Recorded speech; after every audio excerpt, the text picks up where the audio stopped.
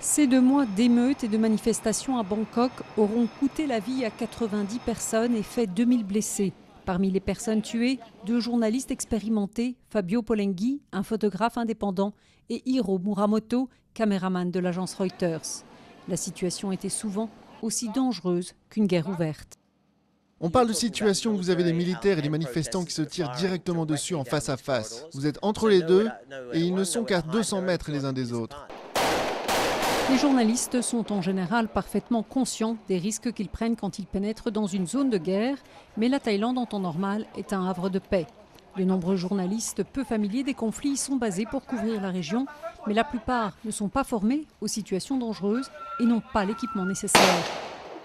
Le problème pour les jeunes journalistes freelance, c'est que quand il y a beaucoup de presse, beaucoup de couverture comme ça, on est incité à prendre beaucoup plus de risques, puisque les agences couvrent déjà l'essentiel, et que pour pouvoir vendre, il faut avoir des images exclusives, et avoir des images exclusives, ça veut dire prendre beaucoup de risques. En plus des journalistes professionnels, de nombreux amateurs, autoproclamés reporters citoyens, publient en ligne blogs, photos et vidéos des événements. Ces images, par exemple, ont été prises par le journaliste indépendant Florian Witulski, dont le blog est suivi par 5000 internautes.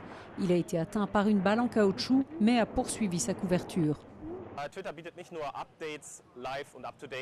Twitter n'offre pas seulement mise à jour et couverture en direct du champ de bataille, c'est aussi un point de rencontre important pour les manifestants et partisans du gouvernement.